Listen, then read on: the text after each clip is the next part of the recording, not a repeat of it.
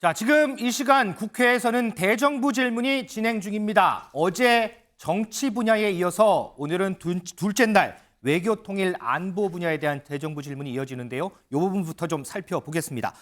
민 기자, 지금 이제 한 1시간 10분 정도 진행이 됐을 것 같은데 오늘도 공방이 예상되는 쟁점들이 많아요. 그렇습니다. 대정부 질문엔 한덕수 총리를 비롯해서 오늘 외교부, 국방부, 통일부 장관들이 줄줄이 출석을 할 예정입니다. 네. 정부를 상대로 최상병 수사 외압 의혹과 일본 후쿠시마 오염수 관련된 쟁점들 집중 질의할 것으로 보이는데요.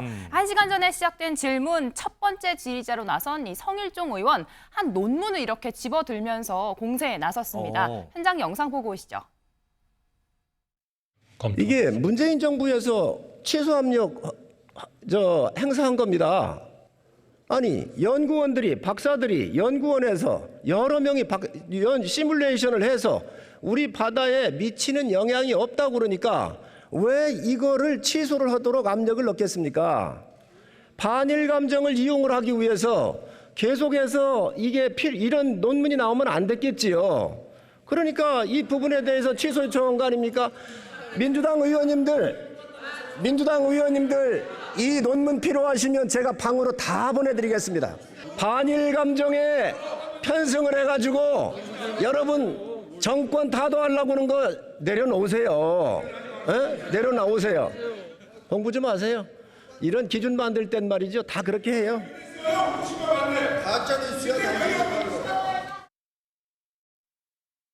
장인찬 최고위원, 뒤에 공부 좀 하세요. 이 말이 썩 들어오는데 오늘 대정부 질문 질의하는 의원들 몇몇 보니까요. 국민의힘에서는 보니까 조금 전에 봤죠. 성일종 의원 그리고 임병헌, 최재형, 태영호 의원 오늘 나서고요.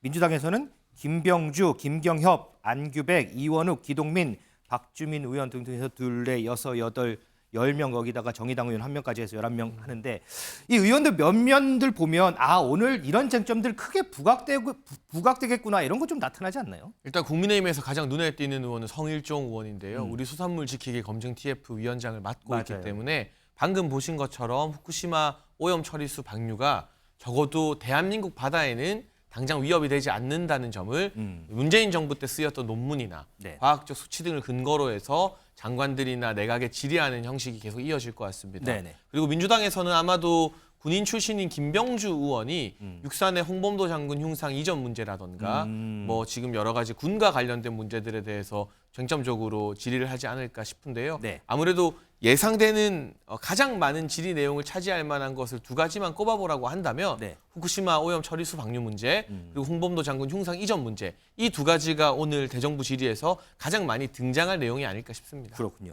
자, 지금 이제 홍범도 장군 흉상 얘기가 나와서요. 저희가 얘기를 옆길로 조금만 더 세겠습니다.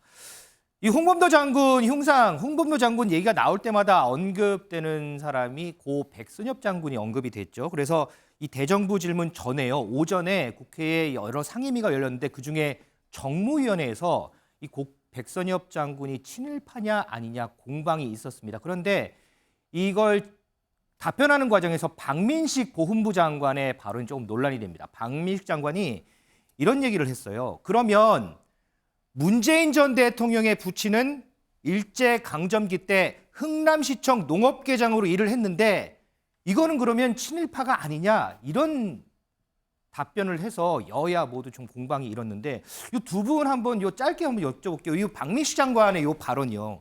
문재인 전 대통령 부친도 그러면 친일파냐? 이 발언은 어떻게 좀 보세요? 장인찬 최고위원. 사실 그동안 국민의힘에서는요. 이런 지적이나 비판을 굉장히 삼가해 왔습니다.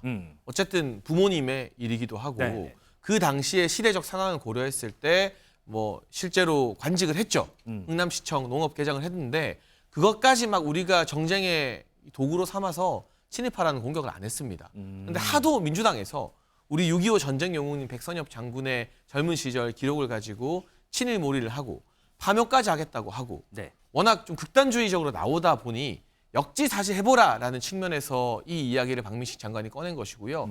과거에도 뭐 각 정당의 국회의원들 친일파 후손들 한번 찾아내보자라고 민주당에서 먼저 막 이 논쟁에 불을 붙이다가 조사해보니까 오히려 민주당 쪽이 더 많아가지고 그래서 이게 유야무야되고 망신을 당했던 전례가 있거든요. 19대 국회 때로 제가 기억을 하고 있는데 그런 사례를 보면 민주당도 이 정치적으로 역사적 부분을 가지고 우리나라의 영웅과 위인을 공격하기 전에 그 공격이 고스란히 진보 진영으로 돌아왔을 때 굉장히 뼈아플 수 있다는 점을 좀 고민하고 좀 신중해질 필요가 있지 않나 싶습니다. 설주환 부위원장은 어떠세요? 민주당 의원들 중에 일부는 너무 나가신 거 아니냐 이런 발언도 나오기도 했는데 오늘. 너무 나가셨어요. 저는 박민식 장관이 참 검사하실 때 되게 스마트하다고 이렇게 평가를 받아서 현명하게 이렇게 말씀하셨는데 요즘에 보면 좀 너무 의도된 거라는 생각이 좀 들 정도로 본인의 원래 뜻인지 의도된 건지는 모르겠습니다만 너무 이념적으로 지금 논쟁을 지금 부추기고 있는 모습이 좀 안타깝다는 생각도 듭니다만은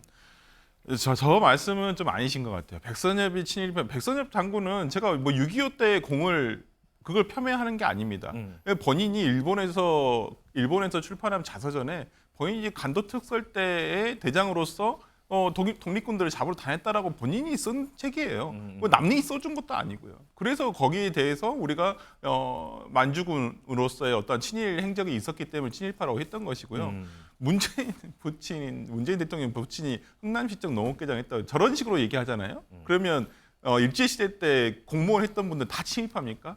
우리가 그 반민특위라 해가지고 이승만 정부 때 그 친일파들을 전부 다 기재를 한 게 있어요. 그렇죠. 그때도 일반 공무원들은 그냥 제외로 했습니다. 그러니까 친일 행적을 적극적으로 한 공무원들은 당연히 친일파로 분류를 했지만은 그냥 단순히 공무원만 했던 사람들은 그냥 친일파로 기재를 하지 않았어요. 이런 내용에 대해서 박민식 장관이 훨씬 더 잘 아실 텐데 왜 저런 말씀하시는지 저는 논쟁을 부추기기 위해서 한 거라고밖에 생각이 안 듭니다. 논쟁을 부추기기 위해서 한 발언이다. 자, 다시 대정부 질문 돌아와서요. 설주현 부위원장. 네. 민주당에서 내일쯤에 이 최상병 사망 사건 수사 외압 의혹 관련해서 특검법 발의를 한다고 하더라고요. 네. 오늘도 아마 이 부분이 쟁점이 될 것 같은데 특히나 대통령실 개입 있었느냐 없었느냐 이 부분도 크게 좀 공방이 오갈 것 같아요. 네, 그러니까 최근에 어떤 최상병 수사와 관련해가지고 참 안타까운 부분은 최상병이 어떻게 돌아가셨는지 순직을 하셨는지에 대한 원인을 밝히는 게 더 중요한데 네. 오히려 지금 그 수사를 담당했던 박정훈 수사단장에 대한 어떤 외압 논란이 더 불거지는 것 같아서 저 개인적으로는 참 안타깝다 생각합니다. 저는 박정훈 수사단장이 본인의 영장실질심사를 받으러 가기 전에 했던 말 중에 하나가 본인이 주가 되면 안 된다. 최상병이 어떻게 돌아가셨는지 그 부분에 대한 어떤 진실이 밝혀지는 게 더 중요하다라는 말씀이 참 귀에 이렇게 꽂히던데 일단 그걸 떠나서 지금 그렇다고 한다면 이 석연치 않은 과정 수사 발표를 한다든지 이첩을 했는데 그걸 또 다시 가져갔다든지 그다음에 이것을 대통령께서 경로를 하시면서 이걸 이렇게 이런 식으로 하면 뭐 사단장 누가 하냐 이런 말씀을 했다는 어떤 비공식적인 어떤 얘기라든지 이런 부분이 있기 때문에 당연히 이건 여기에 대해서 야당으로서는 의혹 제기를 하고 여기에 대해서 특검을 통해서 진실 규명이 돼야 되지 않겠습니까?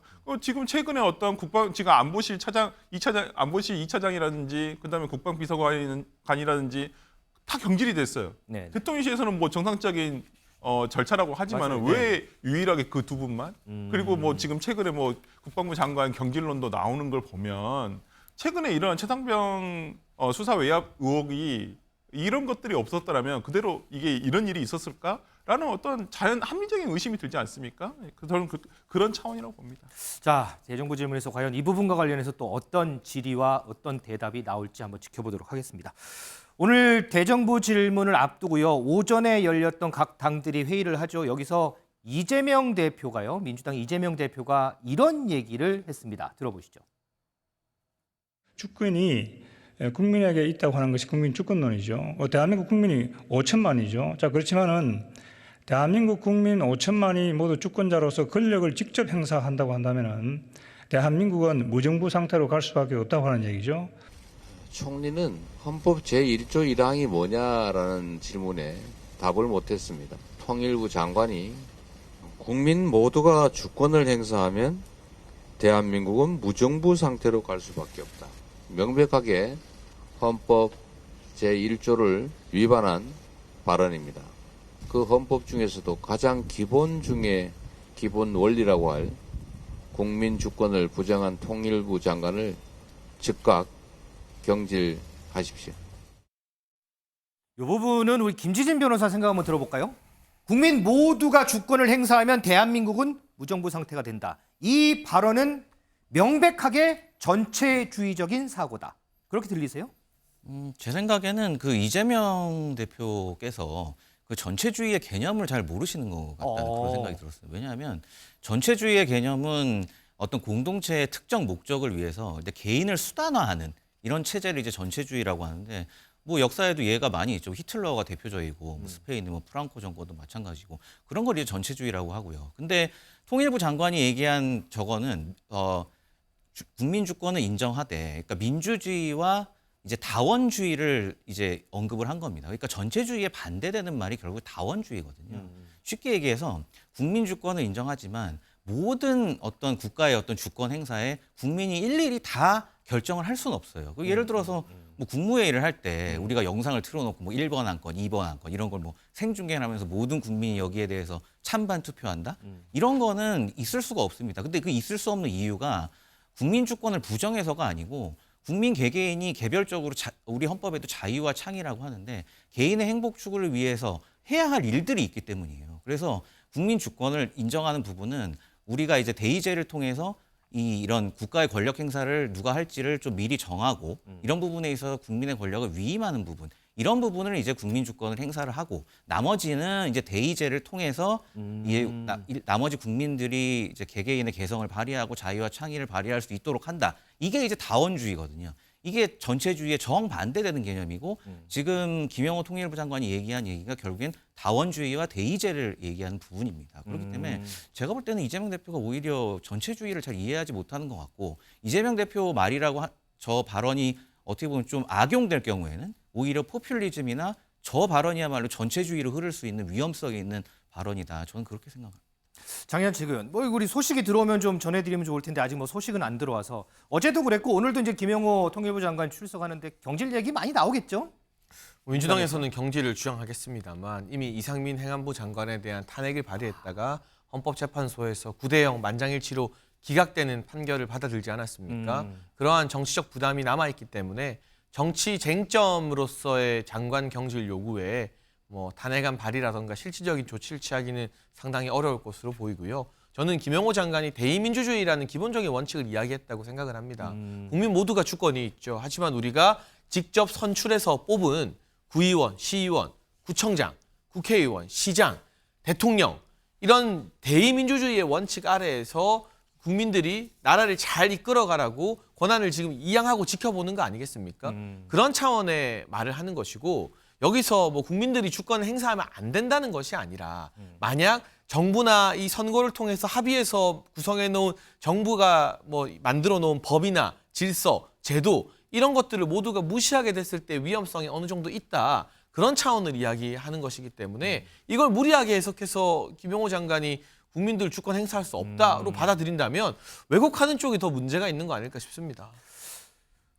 마지막으로 오늘 대정부 질문은 아닌데 이재명 대표 관련해가지고 국회에서 눈길 끄는 장면이 있어가지고 제가 그거 하나 설주환 부위원장한테 질문하면서 드릴게요. 네. 이재명 대표 지금 상임위가 이제 국회 국방이잖아요. 그래서 지금 단식 일주일째인데 오전에 국방위원회가 열렸어요. 그래서 이재명 대표가 출석을 거기에 참석을 했었더라고요. 그랬더니 민주당에서 이렇게 이재명 대표 단식하는 와중에 이렇게 상임위에 출석을 해주셔서 감사하다. 그러면서 국방위원장이 이제 한기호 의원인데 위원장한테 뭐 한 말씀 좀 해주시라 그랬더니 한기호 위원장이 할 말씀 없다. 그러고 또 국민의힘에서는 아니 국회의원이 상임위에 나오는 거 당연한 거 아니냐 뭐 이렇게 얘기도 나오는데 그 모습 좀 어떻게 좀 평가 좀 하세요? 그러니까 참 당내에서 지금 이재명 대표 단식이 계속 길어질수록 그 과거에 없던 이 따뜻함이 더 느껴지는 것 같아요. 아, 그래요?